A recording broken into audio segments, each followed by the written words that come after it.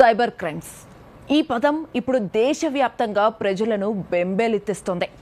సామాన్యులు మొదలుకొని సంపన్నుల వరకు, సాధారణ ఉద్యోగుల నుంచి ప్రజాప్రతినిధుల వరకు, కాలేజీ యువత నుంచి కార్పొరేట్ సంస్థల వరకు సైబర్ క్రైమ్స్కు బాధితులుగా మారుతున్నారు. మన కంటికి కనిపించకుండానే, మన ఇంటికి కన్నమేయాల్సిన అవసరం లేకుండానే మన కష్టార్జితాన్ని సైబర్ మోసగాళ్లు దోచేస్తున్నారు. డిజిటల్ అరెస్టులు, ఈకేవైసీలు, APK files, honey trap, stock market పెట్టుబడులు, క్రిప్టో ట్రేడింగ్, పార్ట్ టైం జాబ్లు, గిఫ్ట్ వోచర్లు, ఒకటా రెండా లెక్కలేనన్ని పేర్లతో వల విసురుతూ, మాయమాటలతో ఆకర్షిస్తూ, అవసరమైతే బెదిరింపులకు పాల్పడుతూ బ్యాంకు ఖాతాల్లోని సొమ్మును ఒక్క క్లిక్కుతో మాయం చేస్తున్నారు. కన్ను మూసి తెరిచేలోపు ఆ డబ్బును ఖండాలు దాటించేస్తున్నారు. దేశంలో రోజురోజుకు పెరిగిపోతున్న సైబర్ మోసాలపై సాక్షాత్తు రాష్ట్రపతితో పాటు సుప్రీంకోర్టు కూడా ఆందోళన వ్యక్తం చేసిందంటే వాటి విస్తృతి ఏ స్థాయిలో ఉందో అర్థం చేసుకోవచ్చు. సైబర్ నేరస్తుల ఉచ్చులో చిక్కుకుని దేశవ్యాప్తంగా ఎంతో మంది అమాయకులు, విద్యావంతులు ఏటా కోట్ల రూపాయలను పోగొట్టుకుంటున్నారు.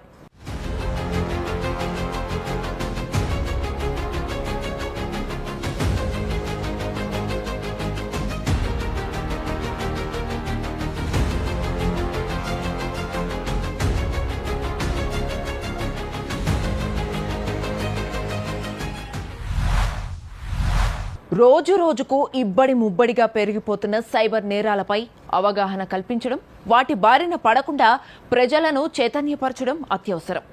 ఆ బృహత్ క్రతువును భుజాలకెత్తుకుంది మేడ్చల్లోని పోలీస్ ట్రైనింగ్ కాలేజీ.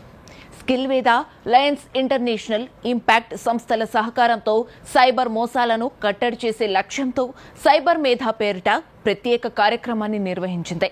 ఇందుకోసం రాష్ట్ర వ్యాప్తంగా 600 మందికి పైగా సామాజిక మాధ్యమాల ఇన్ఫ్లుయెన్సర్లను, ప్రముఖులను, వివిధ రంగాల వృత్తి నిపుణులను ఆహ్వానించారు. సైబర్ మోసాలకు అడ్డుకట్ట వేసే ఉన్నత లక్ష్యంలో వారిని భాగస్వాములను చేశారు.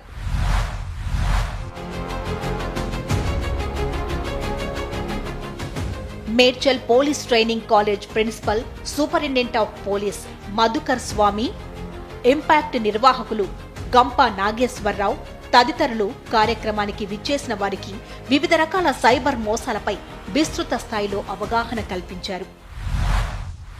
Police training college, Telangana police మరియు స్కిల్ వేద ఇన్నోవేషన్స్ మా కంపెనీ ఆధ్వర్యంలో ఇక్కడ ఒక సైబర్ అవేర్నెస్ ప్రోగ్రామ్ పెట్టడం జరిగింది. సో దాదాపు ఇక్కడ ఒక 300 మంది పైగా influencers, social media experts, trainers, speakers ఇక్కడ రావడం జరిగింది. సో ఈ ప్రోగ్రామ్ యొక్క ముఖ్య ఉద్దేశం ఏంటంటే, ఇప్పుడు ఇటీవల మనం బయట సొసైటీలో చూస్తే 2 మేజర్ థింగ్స్ అనేది ప్రాబ్లమ్స్ అనేవి కనిపిస్తున్నాయి. ఒకటి సైబర్ క్రైమ్ అయితే, రెండో డ్రగ్స్. సో డ్రగ్స్ని ఎలాగో పోలీస్ వాళ్ళందరూ అడ్రస్ చేస్తూ ఉన్నారు, చాలా రకరకాల క్యాంపెయిన్స్ అని చేస్తున్నారు. So being into cyber space since last 8 years మా పరంగా మేము పోలీస్ వాళ్ళతో కొలాబరేట్ అయ్యి ఈ అవేర్నెస్ ప్రోగ్రామ్ పెట్టడం జరిగింది. సో సైబర్ క్రైమ్స్ అనేవి ఏ విధంగా జరుగుతూ ఉంటాయి, మనం వాటిని అరికట్టడానికి ఏ విధంగా మన వంతు కృషి మనం చేయొచ్చు, అట్ ద సేమ్ టైం ముందు జాగ్రత్త చర్యలు ఎటువంటి తీసుకుంటే మనం సైబర్ క్రైమ్కి గురవకుండా ఉంటామనే ఉద్దేశంతో so police training college principal SP గారు శ్రీ మధుకర్ స్వామి గారితో మాట్లాడడం జరిగింది. అండ్ ఇంత పెద్ద ఈవెంట్ ఇక్కడ నిర్వహించడం జరుగుతుంది. సైబర్ నేరాలు జరుగుతున్న తీరు, బాధితులను వంచడానికి మోసగాళ్లు ఎంచుకుంటున్న ఎత్తుగడలు, వాటిని అడ్డుకోవడానికి పాటించాల్సిన జాగ్రత్తలను సోదాహరణంగా వివరిస్తూ వారికి అవగాహన కల్పించారు. ఆ విలువైన సమాచారాన్ని తమ మాధ్యమాల ద్వారా జనాల్లోకి విస్తృతంగా తీసుకెళ్లాలని పిలుపునిచ్చారు.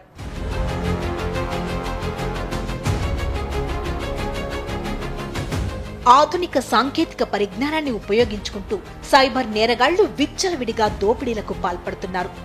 ఊహించని స్థాయిలో కొత్త పంథాల్లో ప్రజల నుంచి సొత్తును కాజేస్తున్నారు. గతేడాదిలో సైబర్ మోసగాళ్లు దోచుకున్న మొత్తం ఏకంగా 22,845 కోట్లు కావడం గమనార్హం.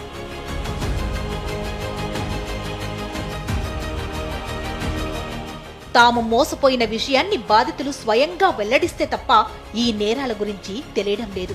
ఎంతో మంది తమ పరువు పోతుందనే ఉద్దేశంతో తమకు జరిగిన సైబర్ మోసాల గురించి బయటకు చెప్పడం లేదు. పోలీసులకు ఫిర్యాదు కూడా చేయడం లేదు. చాలా మంది బాధితులకు సైబర్ మోసాలపై ఎవ్వరికి ఫిర్యాదు చేయాలో కూడా అవగాహన లేదు. ఇదే సైబర్ నేరగాళ్లకు వరంగా మారుతోంది.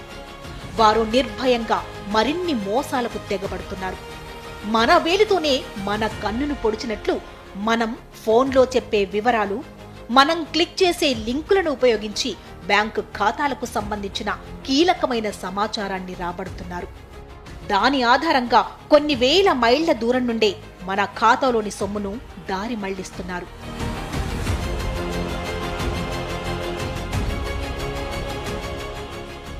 అత్యాశకు పోయి ముక్కు ముఖం తెలియని వారు చెప్పే క్రిప్టో యాప్లలో పెట్టుబడి పెడితే మొదటికే మోసం వస్తుందని హెచ్చరించారు. పరిచయం లేని వారితో బ్యాంకు ఖాతా వివరాలు, ఓటీపీలు పంచుకోవడం ప్రమాదకరమన్నారు. వాట్సాప్లో వచ్చే లింకులను, ఏపీకే ఫైళ్లను క్లిక్ చేస్తే మన వివరాలను మనమే స్వయంగా మోసగాళ్ల చేతిల్లో పెట్టినట్లే అని స్పష్టం చేశారు. లోన్ యాప్లను కానీ, బెట్టింగ్ యాప్లను కానీ ఫోన్లో ఇన్స్టాల్ చేసుకోకూడదని సూచించారు. క్యూఆర్ కోడ్లను స్కాన్ చేసి డబ్బు పంపేటప్పుడు చాలా అప్రమత్తంగా ఉండాలని చెప్పారు. కస్టమర్ కేర్ నెంబర్ల కోసం గూగుల్లో వెతికితే నకిలీ కాల్ సెంటర్ల బారిన పడతామని, ఆ పరిస్థితి రాకుండా ఉండాలంటే ఆయా సంస్థల అధీకృత వెబ్సైట్లలోని నెంబర్లకే ఫోన్ చేయాలని పేర్కొన్నారు.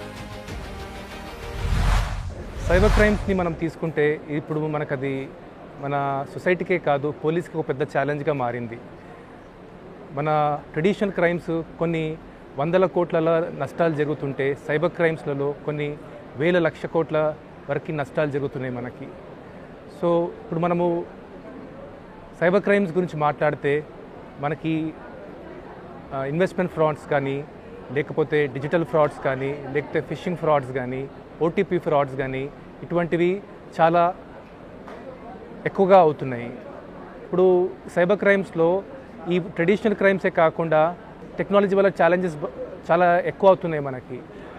ఎట్లా అంటే ఆర్టిఫిషియల్ ఇంటెలిజెన్స్ ద్వారా, చాట్ జీపీటీ ద్వారా, డీప్ ఫేక్ ద్వారా ఒక ప్రామినెంట్ ఐపీఎస్ ఆఫీసర్గా కానీ, ఐఏఎస్ ఆఫీసర్ కానీ, ఒక రాజకీయ నేతగా కానీ ఒక మనిషి మనకి వీడియో కాల్ చేసి, లేకపోతే ఆడియో కాల్ అయిన వాయిస్తో మనకి ఫోన్ చేసి మనతో మాట్లాడుతున్నట్టు కూడా సైబర్ క్రిమినల్స్ ఈ టెక్నాలజీని వాడుకుంటున్నారు.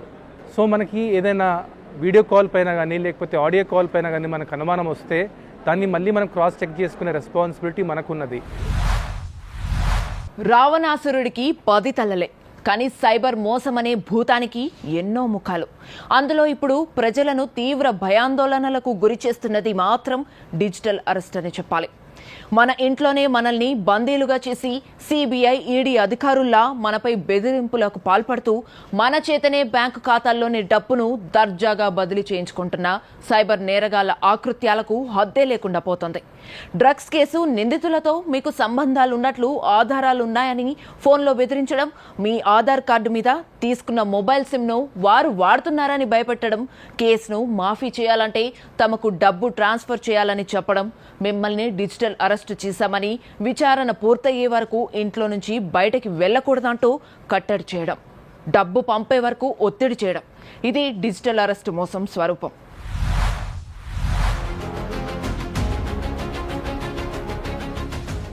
సిబిఐ, ఈడీ కేసులంటే ప్రజల్లో ఉండే భయాన్నే సైబర్ నేరగాళ్లు అవకాశంగా మలుచుకుంటున్నారు. వీడియో కాల్లో నకిలీ పోలీస్ యూనిఫామ్లో కనిపిస్తూ తాము అధికారులమని నమ్మిస్తున్నారు. డిజిటల్ అరెస్టు చేసినట్లు చెబుతూ భయపెడుతున్నారు. నిజంగా విచారణ జరుపుతున్నట్లు కనిపించేందుకు నకిలీ కోర్టులను కూడా ఏర్పాటు చేసుకుంటున్నారు. బాధితులు రోజుల తరబడి ఇంటి నుంచి బయటకు వెళ్లకుండా, ఎవ్వరితోనూ మాట్లాడకుండా కట్టడి చేస్తున్నారు.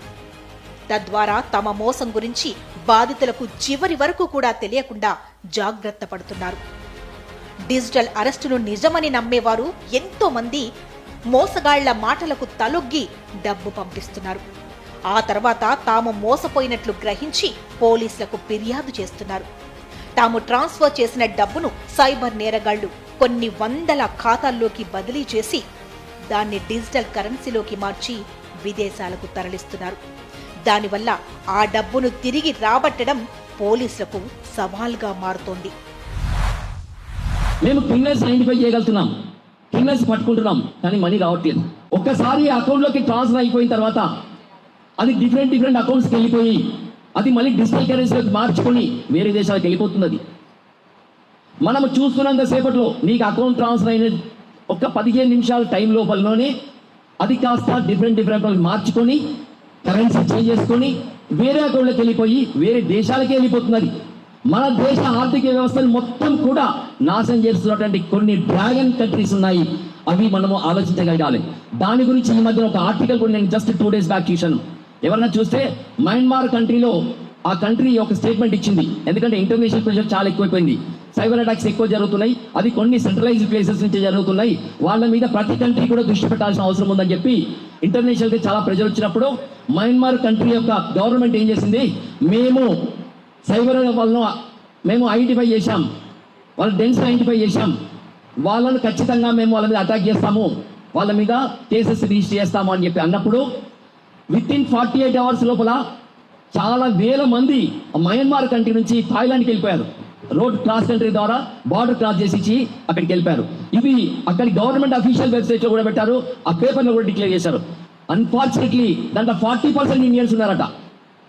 మయన్మార్ కంట్రీలో ఉండి ఒక డెన్గా పెట్టుకొని ప్రపంచంలోని అన్ని దేశాలను సైబర్ అటాక్స్ చేసుకుంటూ విక్టిమైజ్ చేస్తున్న వాళ్ళు ఇండియన్స్ 40% ఉన్నారట. అది అఫీషియల్గా వెబ్సైట్లో పెట్టారు. ఎంత దారుణం చూడండి. ఒక్క ఇండియానే కాదు, ఇండియా ఉంది, పాకిస్తాన్ ఉంది, చైనా ఉంది, ఫిలిప్పైన్స్ ఉంది, చాలా చాలా కంట్రీస్ ఉన్నాయి. ఎంత దురదృష్టం అంటే పైసల కోసము ఎంప్లాయ్మెంట్ క్యాచ్ మనకు డబ్బుల కోసం అని మన వాళ్ళు బయటి దేశాన్ని తీసుకుపోయి ఫోర్స్ఫుల్గా తుపాకులు పెట్టి వాళ్ళతో క్రైమ్ చేయిస్తున్నారు. ఎస్పెషల్లీ మోస్ట్ వల్నరబుల్ గ్రూప్ ఏదైనా ఉంది అంటే దురదృష్టం కొద్దీ మన సౌత్ ఇండియన్సే. నార్త్ లో జరగట్లేదు, సౌత్ ఇండియన్సే టార్గెట్ చేశారు. దట్టు తెలంగాణ, ఆంధ్రప్రదేశ్, కర్ణాటక, తమిళనాడులో ఎక్కువ అటాక్స్ అవుతున్నాయి. మరి మన దగ్గర డబ్బులు ఎక్కువ ఉన్నాయో నాకు తెలియదు, కానీ అటాక్స్ మాత్రం మన దగ్గర అయిపోతున్నాయి. లాస్ట్ ఇయర్ చూస్తే ఎవ్రీ మినిట్ 5 times జరిగేదండి. ఎవ్రీ మినిట్ చెప్తున్నాను, ప్రతి నిమిషానికి 5 attacks జరిగేది. అదే ఇప్పుడు ఎవ్రీ మినిట్ 2 victims అవుతున్నారు. నేను మాట్లాడుతున్న సంవత్సరంలోనే ఒక దాదాపు 30-40 మంది పైన విక్టిమ్స్గా మారిపోయారు. అది ఫైనాన్షియల్ ఫ్రాడ్స్ కావచ్చు, లేదా అదర్ వాయిస్ క్లోనింగ్స్ కావచ్చు, వీడియో క్లోనింగ్స్ కావచ్చు, హానీ ట్రాప్స్ కావచ్చు, డిఫరెంట్ ఫ్రాడ్స్. మేము వాళ్ళని చేంజ్ చేయడానికి సరిపోతుంది తప్ప వాళ్ళని అడ్వాన్స్కి వెళ్ళి ఆపే పరిస్థితి పోలీసుకు ఇప్పటి వరకు రాలేదు. Unfortunate thing. అది మేము చేయాల్సిన పని మేము చేస్తున్నాం, బట్ కేసెస్ డిటెక్ట్ చేయగలుగుతున్నాం. మేము ఎవరిని పట్టుకుంటాము, మీ అకౌంట్లోకి వెళ్ళి వేరే అకౌంట్లోకి పోయినప్పుడు వాళ్ళని పట్టుకుంటాం. వాడిని పట్టుకునేసరికి వాడు ఎవడై ఉంటాడు, ఏ మాత్రం పనికిరాని అంటే వాడి అకౌంట్ వాడికే తెలియదు. మనమని లీజ్కి ఇస్తాము, కంపెనీ ఆఫీస్ లీజ్కి ఇస్తాం తప్ప అకౌంట్స్ లీజ్కి ఇచ్చేస్తున్నారు. వాడికి 10,000-20,000 రూపాయలు ఇస్తే వాళ్ళ అకౌంట్స్కి ఇచ్చేస్తున్నారు. దీని ద్వారా సమాజంలో ఉన్నత స్థాయిలో ఉన్నవారిని, ప్రజాప్రతినిధులను కూడా సైబర్ మోసగాళ్లు బురిడి కొట్టిస్తున్నారు. కోట్ల కొద్దీ డబ్బును తమ ఖాతాల్లోకి మళ్లించుకుంటున్నారు. జీవితాంతం సంపాదించిందంతా కోల్పోయి బాధితులు తీవ్ర మనోవేదనకు గురవుతున్నారు. నాకు 8వ తారీఖు సెప్టెంబర్లో ఒక కాల్ వచ్చింది. నా ఆధార్ కార్డు బెంగళూరులో ఒక అతను సిమ్ కార్డ్ తీసుకొని ఇల్లీగల్ అడ్వర్టైజ్మెంట్స్, హెరాసింగ్ మెసేజెస్ లేడీస్కి పంపుతున్నారని చెప్పాడు. ఆధార్ కార్డు ఎట్లా వాడుకోవాలి, ఎక్కడెక్కడ వాడుకున్నారో మీరు రాసుకుంటున్నారా లేదా, బార్కోడ్ ఉన్నదానికి 2 రెడ్ లైన్స్ కొట్టాలి, ఇలాంటివన్నీ చెప్పి అతను వెంటనే బెంగళూరు పోలీస్ స్టేషన్ కనెక్ట్ చేస్తున్నానని బెంగళూరు పోలీస్ స్టేషన్కి కనెక్ట్ చేశాడు. అక్కడ అతను ఫోన్ చేసి మీకు ఆధార్ కార్డే కాదు, హ్యూమన్ ట్రాఫికింగ్ కేసులో కూడా మీరు ఇన్వాల్వ్ అయ్యారు, సయ్యద్ అలీ ఖాన్ ఢిల్లీ ఎయిర్పోర్ట్లో అరెస్ట్ అయ్యాడు, అతను మీ బ్యాంక్ అకౌంట్ కెనరా బ్యాంక్ బాంబేలో ఓపెన్ చేశాడు, డెబిట్ కార్డు కూడా నాకు వాట్సాప్లో పెట్టారు, తను 3 కోట్లు నా అకౌంట్లోకి ట్రాన్స్ఫర్ చేసినట్టు, దానికి నేను 10% అడిగి 30 lakhs నా అకౌంట్లోకి ట్రాన్స్ఫర్ చేసినట్లు సుప్రీంకోర్టులో చెప్పాడు. ఆమె 10% కమిషన్ అడిగిందని. సో మీకు 15 years digital arrest and 7 years punishments సివియర్గా ఉంటాయని చెప్పాడు. తర్వాత నాకు ఫిక్స్డ్ డిపాజిట్స్ ఉన్నట్టు, నాకు మ్యూచువల్ ఫండ్స్ ఉన్నట్టు, నాకు ఒకటే డాటర్ ఉన్నట్టు అన్నీ అతనే చెప్పాడు.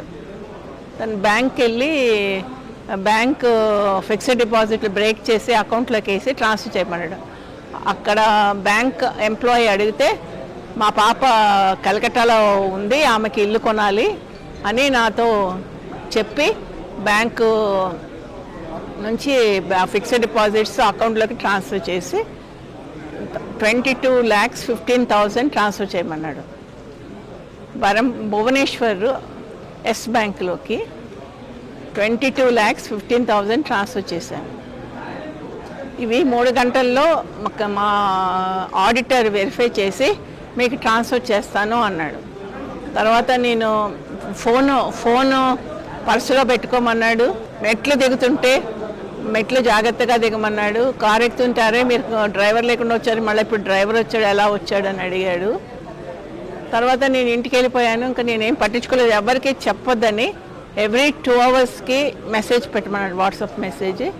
ఎవ్రీ 2 అవర్స్కి మెసేజ్ పెట్టాను. 10వ తారీఖు 12ంటికి ట్రాన్స్ఫర్ చేశాను.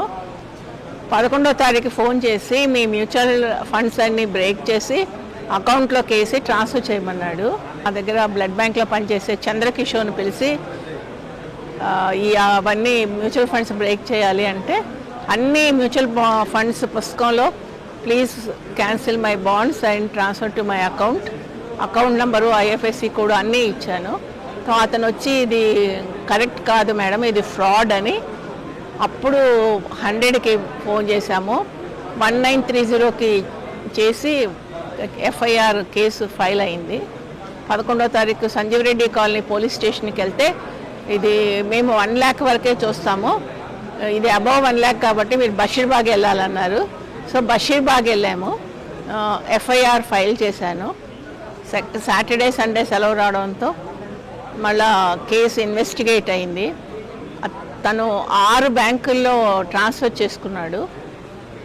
చాలా వరకు విత్డ్రా చేశాడు. ఓన్లీ 58,000 మాత్రమే పోలీస్ వాళ్ళు ఫ్రీజ్ చేయగలిగారు. సో ఎప్పుడైతే పోలీసు కానిస్టేబుల్ కోర్టుకు తీసుకెళ్ళి మెజిస్ట్రేట్ ముందు నాతో చెప్పించి డబ్బులు ఇప్పిస్తామని చెప్పారు.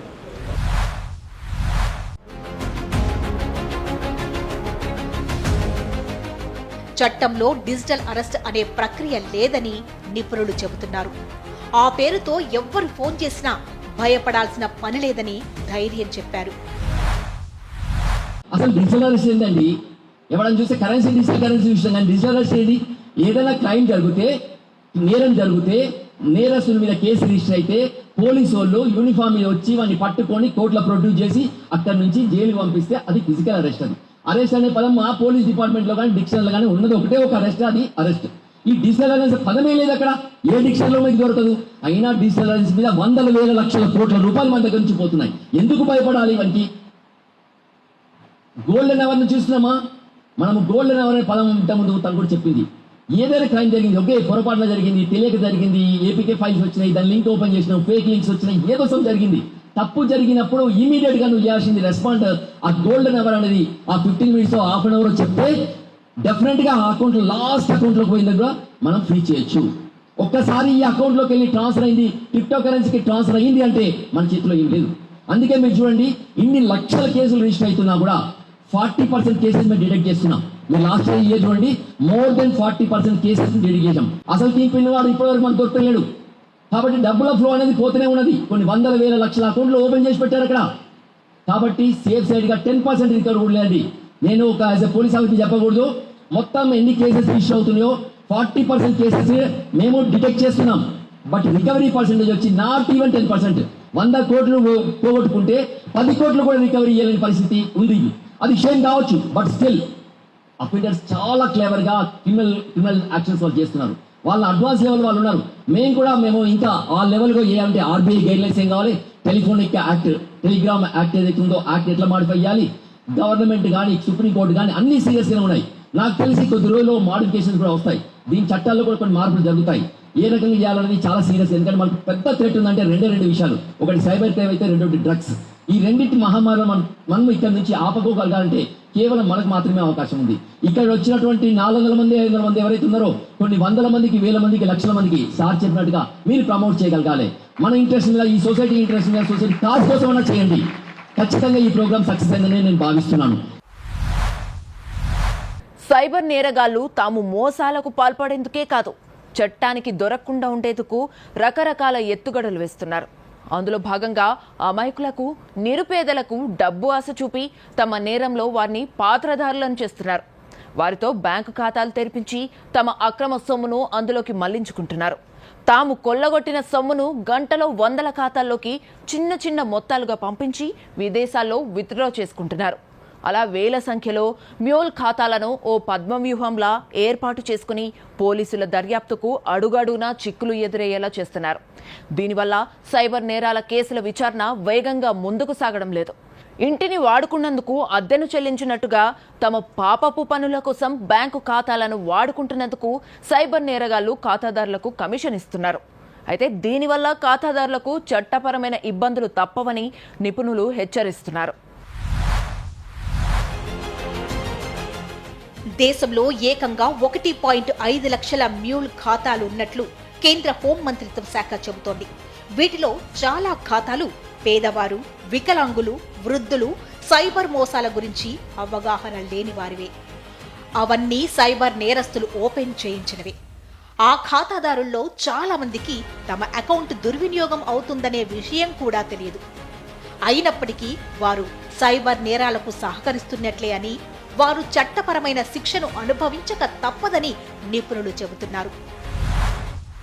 కొంతమంది ఏజెన్సీని పెట్టుకొని, కొన్ని కంట్రీస్ ఏజెన్సీ పెట్టుకొని, ఇండియన్ ఏజెన్సీ పెట్టుకునేసి ఊరుకు పోయి వాళ్ళ దగ్గర మనుషులను తీసుకొని వచ్చి ఆధార్ కార్డులు అవన్నీ తీసుకుపోయి అక్కడ బ్యాంక్ అకౌంట్స్ ఓపెన్ చేసి ఆ అకౌంట్స్ కంట్రోల్ అంతా వాళ్ళ దగ్గర పెట్టుకుంటున్నారు. ఇలా కొన్ని వందల అకౌంట్లు, వేల అకౌంట్లు, లక్షల అకౌంట్లు క్రియేట్ చేశారు. రీసెంట్గా 1 వీక్ బ్యాక్ ఒకే ఒక వ్యక్తి 55 కోట్ల రూపాయలు పోగొట్టుకున్నాడు. ఒకే ఒక వ్యక్తి 55 కోట్లు. లాస్ట్ 15 days లో చూస్తే దాదాపు 150 కోట్ల ముగ్గురు వ్యక్తుల దగ్గర నుంచి పోయింది. 6,500 అకౌంట్స్ మార్చుకున్నారు వాళ్ళు. 150 కోట్లు ఒక 15 రోజులు, నెల రోజుల్లో ఒక ముగ్గురు మాత్రమే విక్టిమైజ్డ్ అయితే 6,500 అకౌంట్లోకి మార్చుకొని దాని నుంచి క్రిప్టో కరెన్సీ మార్చుకొని అక్కడి నుంచి వేరే దేశానికి వెళ్ళిపోయింది. అంటే మన ఆర్థిక వ్యవస్థను మొత్తం చిన్నాభిన్నం చేయడానికి చాలా ప్లానింగ్ జరుగుతున్నాయి.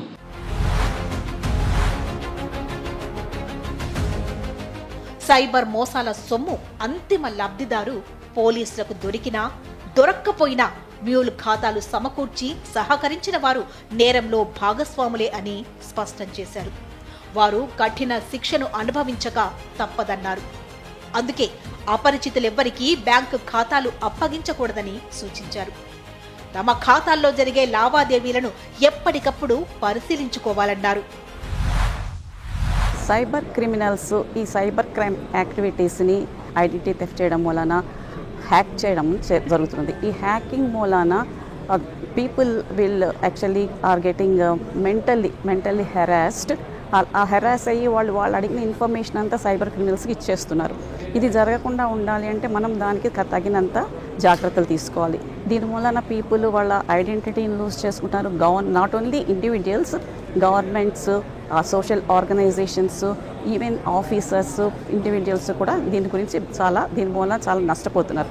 సో ఇవి ప్రివెంట్ చేయాలి అని అంటే మనము దీని గురించి అవేర్నెస్ చేసుకుని ప్రివెంట్ చేయడానికి లైక్ లింక్స్ అనేవి మనము ఓపెన్ చేయకుండా ఉండాలి.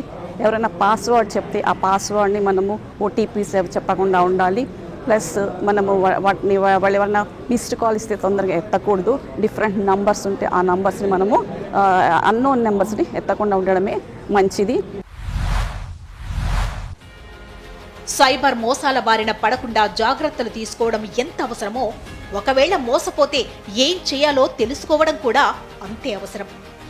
ఏ విధమైన సైబర్ మోసానికి గురైనా వెంటనే 1930 నెంబర్కు ఫోన్ చేసి ఫిర్యాదు చేయాలి. ఆర్థిక మోసంలో డబ్బు పోగొట్టుకున్నట్లయితే గోల్డెన్ అవర్లో, అంటే మోసం జరిగిన గంటలోపు ఫిర్యాదు చేయాలి. అప్పుడే పోగొట్టుకున్న సొమ్మును తిరిగి రాబట్టడానికి వీలుంటుంది. సో సైబర్ క్రైమ్ అనగానే అందరూ చాలామంది ఫైనాన్షియల్ ఫ్రాడే అని అనుకుంటారు. సో సైబర్ క్రైమ్ అనేది చాలా రకాలుగా ఉన్నాయి. సో అందులో నేను జనరల్గా మనం మెయిన్గా ఫేస్ చేసే ప్రాబ్లమ్స్ చెప్తాను నేను.